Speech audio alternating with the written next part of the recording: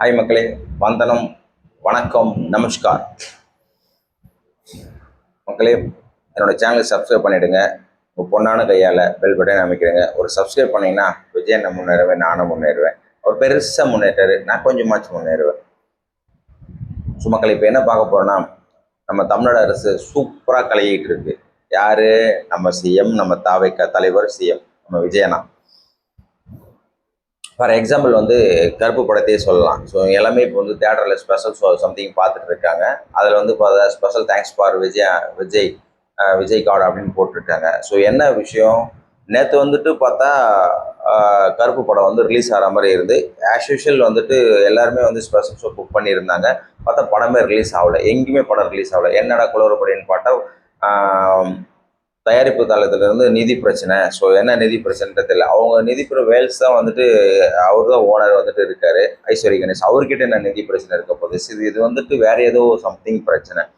இது நிதி பிரச்சனைலாம் கிடையாது. அவர் பல கோடி ரூபாய்க்கு சொந்தக்காரு. அவர் எப்படி நிதி பிரச்சனையால படம் தடைப்படும்? ஸோ ஆக மொத்தத்தில் ஏதோ ஒரு பிரச்சனையால நிதி பிரச்சனை அப்படின்னு சும்மா சொல்றாங்க. அது போக பார்த்தீங்கன்னா நம்ம தமிழ்நாட்டை தவிர்த்து டெல்லி, பாம்பேல ஏதோ சம்திங் படம் ரிலீஸ் ஆகிட்டு ஓடிட்டு இருக்கு அப்படின்னு சொல்லிட்டு நியூஸ் வந்துருச்சு. படம் நேற்று ரிலீஸ். அது என்னடா இருக்காருன்னா, கியூப் கம்பெனில இருந்து பார்த்தா ஒரு எம்ப்ளாயால அது தவறுதலாக போயிடுச்சு.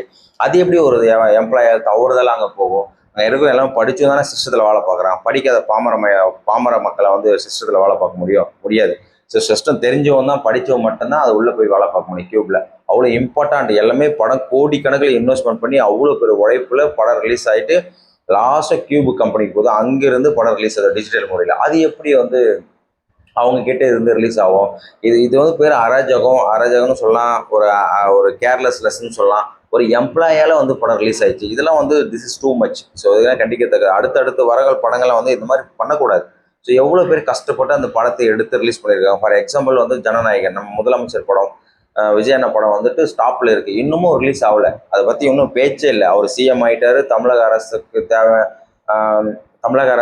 மக்களுக்கு நல்லது பண்றது தேவையான ஸ்டெப்லாம் எடுத்துட்டு இருக்காங்க. பட் அவரோட படத்துக்கு, அவர் சொந்த படத்துக்கு, அவர் நடித்த படத்துக்கு இன்னமும் ஸ்டெப் எடுக்கல. என்னன்னு தெரியல. ஸோ மக்கள் வச்ச ஒரு கோரிக்கை என்னன்னா, டைட்டில்களை மாற்றி எங்கள் மாண்புமிகு முதலமைச்சர் ஸ்ரீ ஜோசப் விஜய் படத்தை நடிக்கும் அப்படின்னு சொல்லிட்டு போடுங்க அப்படின்னு சொல்லியிருக்காங்க. பட் அவன் தயாரிப்பு சங்கம் சொல்லியிருக்காங்க, சட்டம் அனுமதித்தால் இதை செய்யப்படும் அப்படின்னு சொல்லியிருக்காங்க. ஸோ அந்த மாதிரி இருக்க நேற்று கருப்பு படம் ரிலீஸ் ஆகலை. இது ஒரு சின்ன நொண்டி சாக்கு மாதிரி சொல்லியிருக்காங்க.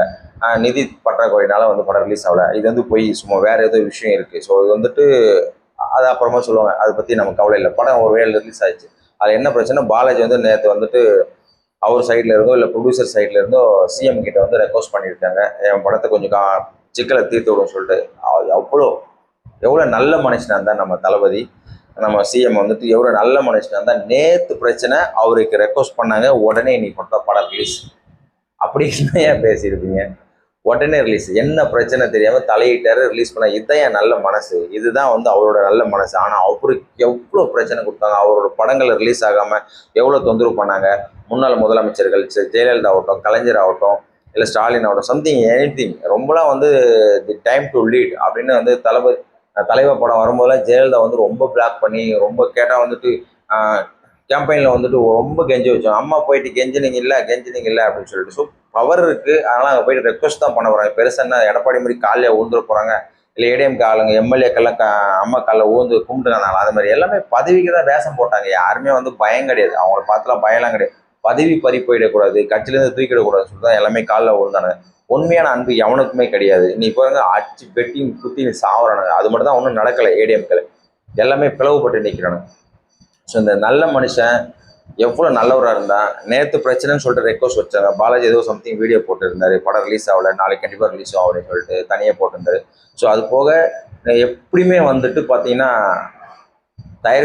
தயாரிப்பு நிறுவனத்திலிருந்து எப்படி ரெக்வஸ்ட் போயிருக்கு நம்ம சிஎம்முக்கு. ஏதோ ஒரு பிரச்சனை உடனே சிஎம்முக்கு தான் போகும். ஸோ பார்த்தா இன்னைக்கு படம் ரிலீஸ். அவ்வளோ சூப்பராக என்ன பேசுனாங்க, ஏது பேசுனாங்கன்னு தெரியாது, என்ன சிக்கல்னு தெரியாது, படம் ரிலீஸ் ஆகிடுச்சு. ஸோ அண்ணன் மனசை வச்சாரு, ரிலீஸ் ஆகிடுச்சு. அந்த மனசை கடவுள். ஸோ இந்த நல்லவன் தான் மக்களுக்கு நல்லது பண்ணுறேன் வரணும் தான் இவ்வளோ சோதனை பண்ணாங்க. அதான் சொன்ன மாதிரி ரஜினி டைலாக்ல வர மாதிரி, நல்லவனை கடவுள் சோதனை பண்ணுவான் ஆனால் கைவிட மாட்டான், கெட்டவனுக்கு சோதனை பண்ண மாட்டான் ஆனால் கை விட்டுருவான். கெட்டவன் யாரு? ஏடிஎம்கே டிஎம்கே. கை விட்டாச்சா? ஸோ இதுதான் கடவுளோட நிபந்தனை. ஸோ இவங்களை இந்த கெட்டவனுங்களை இப்போ இந்த ஏடிஎம் கேடிஎம் இந்த கெட்ட பசங்களை லஞ்ச ஊழல் செய்கிற பசங்களை வந்துட்டு இவங்களை எதிர்த்து நிற்க ஒரு ஆள் இல்லாமல் இருக்குது. அது விஜயண்ணா வந்துட்டாரு, சூப்பர் சக்ஸஸ். மக்கள் புரிஞ்சுக்கிறாங்க. இப்போவும் சொல்கிறேன், பாதி மக்கள் தான் விஜயண்ணாக்கு ஓட்டு போட்டிருக்காங்க. அதனால தான் அந்த தொங்கு சட்டம் வந்துச்சு.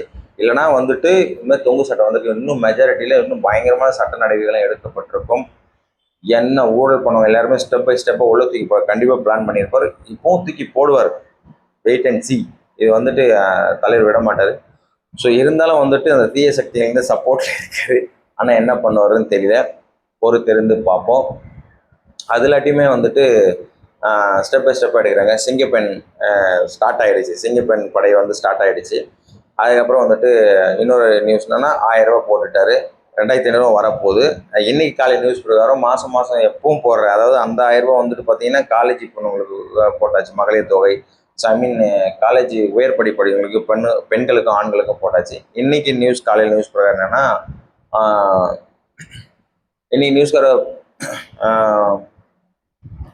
இன்னைக்கு நியூஸ் பிரகாரம் என்னன்னா பெண்களுக்கான உரிமை தொகை 1000 ரூபாய் போட்டாங்க.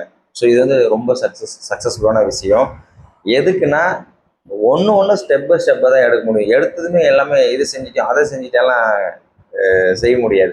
எல்லாமே எதிர்கட்சி தலைவர்கள் எல்லாமே உட்காந்துட்டு சீட்டில் உட்காந்துட்டு எல்லாமே சொல்லிட்டு இருக்கலாம். அவங்க இருக்கும்போது கழட்ட வேண்டியதானே, ஒரு ஆணி கழட்ட முடியாது. சும்மா இப்போ வந்துட்டு புதுசாக வந்து உட்காந்துட்டு இருக்காரு. அரசாங்க நிலைமை என்ன, எப்படி என்ன ஏது எல்லாமே பேசலாம். முன்னாடி ஒரு வீடியோவில் சொல்லியிருந்த மாதிரி, ஸோ என்னதான் அவர் வந்துட்டு மக்கள் செல்வாக்குள்ள தலைவனாக இருந்தாலும் சரி, சினிமாக்களில் நடிச்சிருந்தாலும் சரி, சினிமாக்களில் பெரிய தொழிலதிபர் நடிச்சிருந்தாலும் சரி, பெரிய பதவி மீறி காட்டுற நடிச்சிருந்தாலும் சரி, ஸோ அவர் எவ்வளோ பெரிய டானாக இருந்தாலும் உண்மையான அந்த பொறுப்புக்கு வரும்போது ஒரு நர்வஸ்னஸ் இருக்கும், எல்லாமெல்லாம் இருக்காது. ஒரு மாதிரி பயம் கலந்த ஒரு ஒரு ஒரு கர்வம், அது ஒரு மாதிரி இருக்கும். அதுதான் வந்து அண்ணன் வந்து தயங்கி போய் உட்காந்தாரு. ஸோ அதுக்கப்புறம் இருக்கிற எவ்வளோ பிரச்சனை இருக்குது, எவ்வளோ பிரச்சனை. ஒரு நிர்வாகத்தில் போய் புதுசாக உட்காரும் போது ஒரு கம்பெனிக்கே வந்து 1008 ரூல்ஸ் அண்ட் ரெகுலேஷன். ஒரு கவர்மெண்ட்டை நடத்தினா சும்மாவா? ஸோ பழகப்பட்டாதான் நடத்த முடியும். இப்போ ஒரு பிரதமர், நம்ம நாட்டுக்கு பிரதமர் இருக்காரு, அவர் பழகப்பட்டாதான். இப்போ பழகிட்டாரு, 3-5 ஆண்டு பழகிட்டாரு, இப்போ ஜாலியாக இருக்காரு. அவருக்கு கீழே ஏகப்பட்ட பேர், லட்சம் பேர் வேலை பார்க்குறான். அந்த மாதிரி நம்ம அண்ணன் சிஎம் கீழே வந்து லட்சம் பேர் வேலை பார்ப்பாங்க. ஸோ அவங்க எல்லாமே வந்துட்டு அந்த நிர்வாகத்தை புரிஞ்சுக்கிறதா ஒவ்வொன்றா ரிலீஸ் பண்ணுவாங்க. ஸோ அந்த நல்ல மனுஷன் வெள்ளை அறிக்கை வெளியிடுன்னு சொல்லியிருக்காரு. எவ்வளோ பணம் இருக்குது, இல்லை இந்த பணத்தை வச்சு என்ன பண்ணலாம், மேலே எவ்வளோ கடன் வாங்க வேண்டியிருக்கு, இந்த கடனை எப்படி அடைக்கிறது, கண்டிப்பாக ஒரு வெள்ளை அறிக்கை வெளியாகவும் விட மாட்டார். ஆனால் இந்த சப்போர்ட் ஸ்ட்ராங்காக நிற்கிறாங்க. ஆல்ரெடி தொங்கு சட்டம் வந்துச்சு, இப்போ ஏடிஎம்லேருந்து சப்போர்ட் கொடுத்துறாங்க. இவங்க எல்லாருமே இந்த நல்லவனுக்காக நல்லாட்சி தொடரணும், மக்களாட்சி தொடரணும், எல்லாருமே துணையாக சப்போர்ட்டுக்கு நிற்கணும். அதை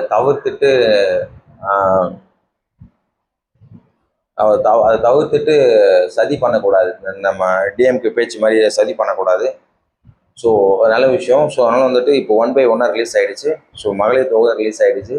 அடுத்து 2500 ரூபாய்க்கு போடுறதுக்காக பிளான் பண்ணிட்டு இருக்காங்க. இந்த 1000 ரூபாய் வந்து பார்த்தா மகளிர் தொகையிலேருந்து டிஎம்கே பீரியடில் கொண்டு வந்தது. அதையும் கண்டினியூ ஆகுமா, இல்லை அதை கட் பண்ணிவிட்டு 2500 ரூபாய் புதுசாக போடுவோன்றது ஒரு கேள்விக்குறி தான். பொறுத்திருந்து பார்ப்போம். ஸோ எந்த விஷயம் ஓடிட்டு இருக்கும்போது இந்த ஸ்டாலின் இருக்காருல்ல, ஒரு மீட்டிங் போட்டார்.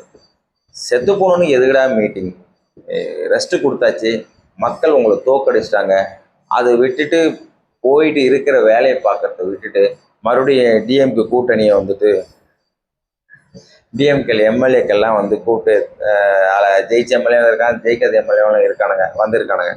ஸோ உட்காந்துட்டு எல்லா கலெக்டர் பசங்களும் ஒன்றா சேர்ந்து மீட்டிங் போட்டு இந்த தோல்விக்கு என்ன காரணம் அப்படின்னு ஆராயிறாங்க. ஆராய்ஞ்சு என்ன பண்ண போகிறேன், லாஸ்ட்டாக ஆராய்ஞ்சிக்கலாம், 5 வருஷத்துக்கு அப்புறம் எலெக்ஷன் வரும்போது ஆராய்ஞ்சிக்கலாம். இப்போ ஆராய்ச்சி ஒன்றும் கிளிக்க போகிறதில்ல. ஸோ அதனால் வந்துட்டு தோல்விக்கு காரணம் நீங்கள் தான், ஊழல் தான், நீங்களே வந்து சரியாக ஆட்சி பண்ணலை, அதானே உண்மை.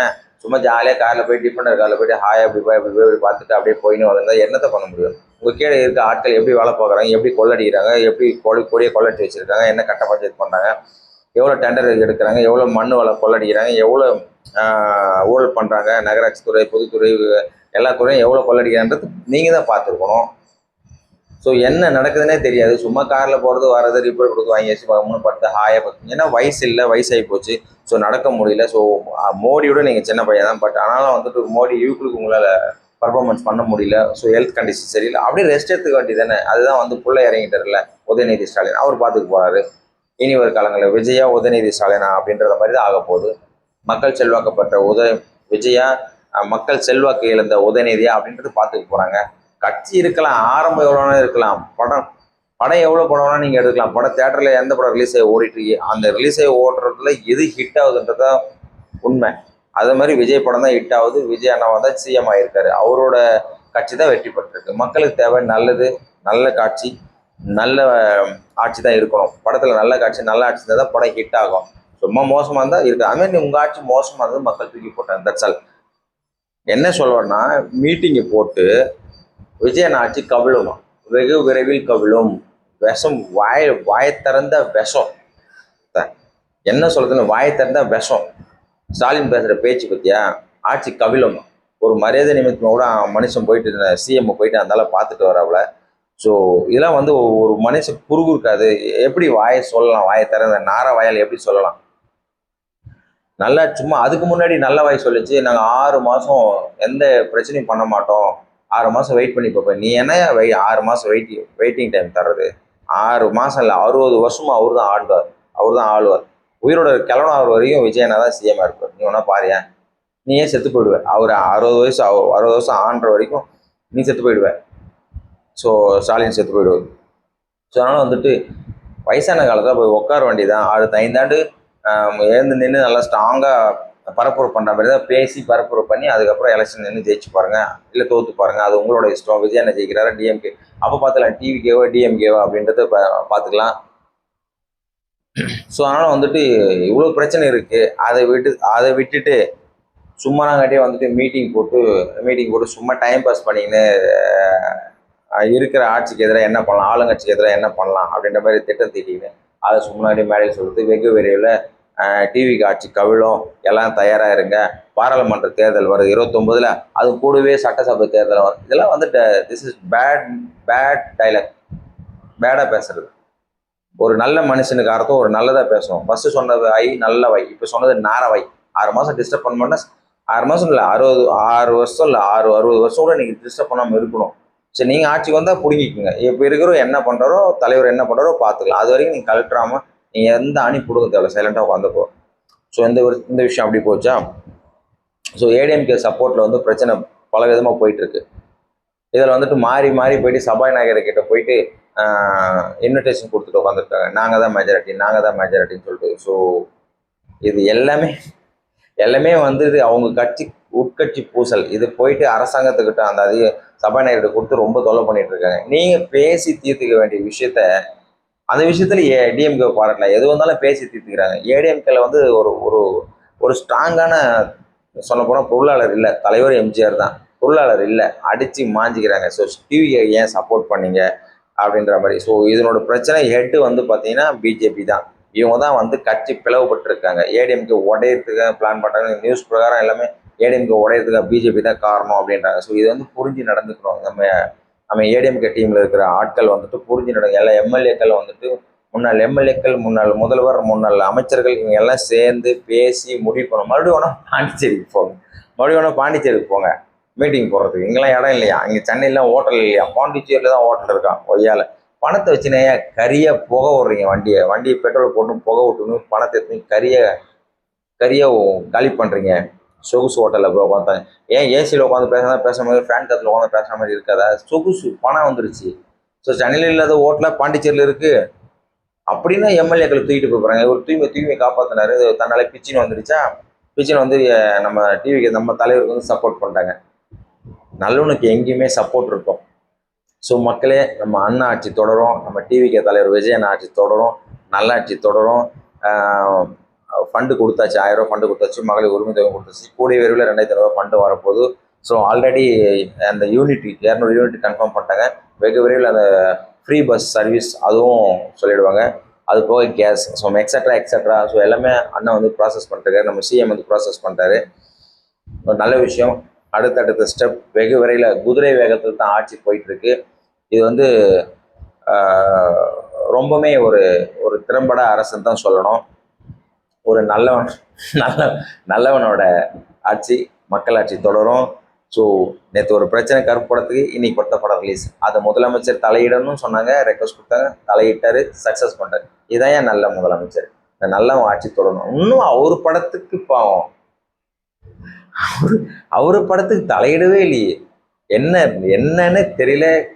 ஜனநாயகன் படம் இன்னும் அப்படியே இருக்கு. அவர் படத்துக்கு கூட இன்னும் மூச்சு பேச்சு கூட விடல. என்னைக்கு ரிலீஸ்ன்னு தெரியல. பட் வெயிட்டிங்ல இருக்கு.